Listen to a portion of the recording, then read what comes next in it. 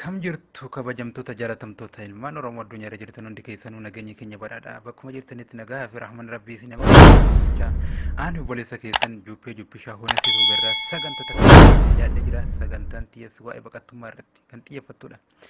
Akkuma beekamu dhalli namaa haala jireenya adda addaa waan itti ulfaatuuf jiruuf jireenya ofii kana fooyyeffachuudhaaf jireenya itti ulfaate kana jiruu gadadoo kana injifachuudhaaf biyyoota adda addaa keessatti baqatee jiruu baqataa keessatti rakkoolee adda addaa dhandhamaa jira. Keessaafu Itoophiyaa keessatti baroota dabran irraa kaasee hanga ammaatitti haala jireenya biyya abbaa ofii keessatti nagahaan jiraachuu akka barbaadanitti hojjetanii galii argachuu waan itti ulfaataa ta'eef jiruuf jireenyi ilma namaa baroota dheeraaf manidhaa ta'uu reebamuu fi kan kana fakkaatan dararamuu waan ta'eef jireenya kana jalaa bahuudhaaf biyyoota ollaa keessatti haala karaa seera qabeessaanis ta'e karaa seera qabeessa hin ta'in baqataa jiru. Keessaafu baqattoonni seera qabeessaa sun ta'anii baqatan illeegaal immigireeshiniidhaan warroonni baqatan jechuudha.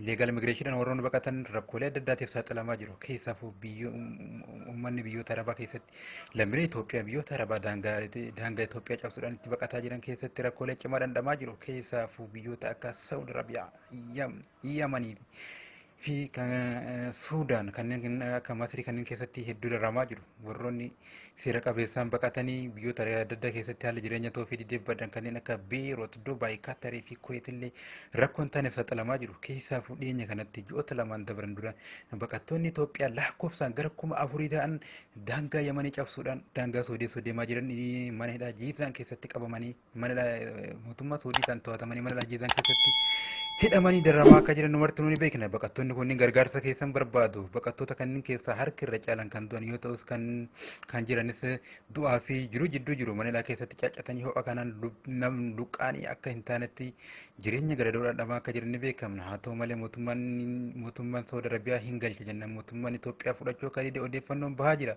Sababa COVID-19 wal qabatee lammiilee kamiyyuu gara biyya keetti hin deebisu waan jedhuuf fakkaata mootummaan Itoophiyaa lammiilee kanneen fudhachuu jechuudhaan mana hidhaa Jiizaan keessatti dararamaa jiru.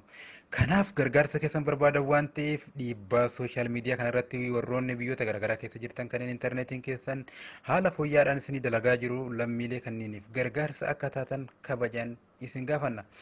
Kanneen lammiileen uummanni yookiin namoonni qonsiilota imbaasii kanneen itti dhiyaatanis dhiibbaa akka gootan warroonni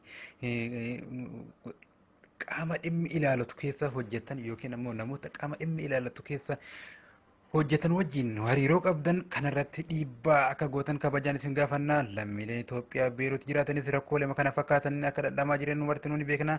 Warroonni Ijiptii Masrii keessa jiranillee haala biyyattii keessa jiru wal qabatee sodaa hamaa keessa jiru. Kanaaf mootummaan Itoophiyaa qixa sirriidhaan lammiilee ofii tajaajilaa jiru. Imbaasileen Itoophiyaa akkaataa imbaasilee naannoo biraatti konsiilonni imbaasii keessa hojjetan akkaataa imbaasilee biyyoota biraatitti itti gaafatamummaa mataa isaanii bahan jiru. Kanaaf nu wayita ammaa kanatti imbaasirra abdii kaawwadheefnee waliif dagalee taanee waliif sagalee taanee uummata keenya mana hidhaa keessa jiran kanarra dhiibbaa goonee lubbuudhaan akka bahan gochuudha. Boodarra immoo boo'ichaaf posti goonee ashangulliitti himanii qofa sooshaal miidiyaa raabsoo sun taane amma akka lubbuudhaan jiran waan dandeenyu sagalee fi taanee dhiibbaa goonee akka biyya san keessaa baasuudhaaf yaallu yookiin akka gara biyya isaanii deebiin yookiin akka mana hidhaa san keessaa bahan gochuudhaaf yaaluu qabnaa. Kuni itti gaafatamummaa kenna waan ta'eef dhimma lamummaatii akka dhimma keenyatti itti dhimmamnee baasuu qabna. Galatoomaa ulfaadhaa. YouTube kana subscribe, like, share godhaatii cinaa dhaabadhaa isiniin jenna guyyaa gaarii qabaadhaa. Galatoomaa ulfaadhaa. Gasa deebinutti.